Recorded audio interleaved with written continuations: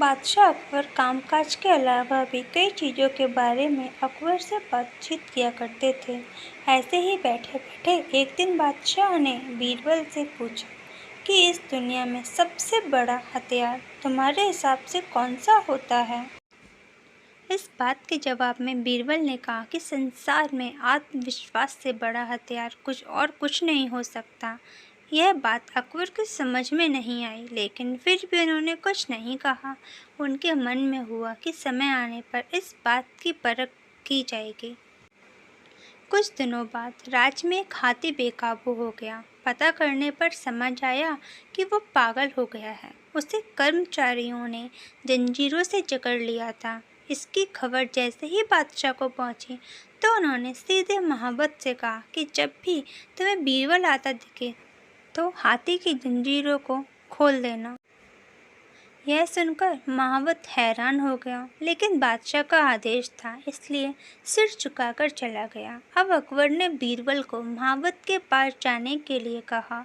महावत ने भी बादशाह के आदेश का पालन करते हुए बीरबल को आते देख हाथी को जंजीरों से मुक्त कर दिया।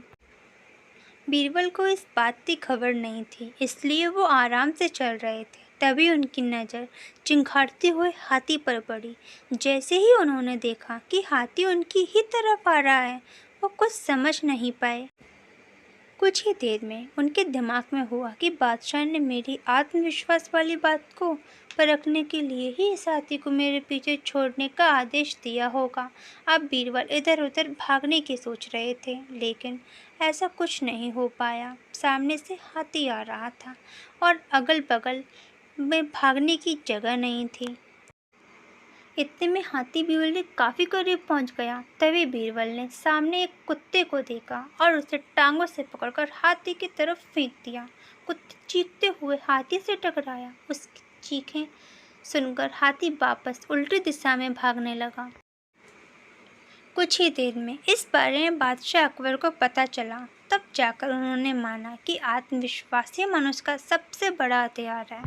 इस कहानी से हमें यह सीख मिलती है कि हर किसी की बात पर यूं ही भरोसा नहीं कर लेना चाहिए। बात की जांच और परख करना ज़रूरी है।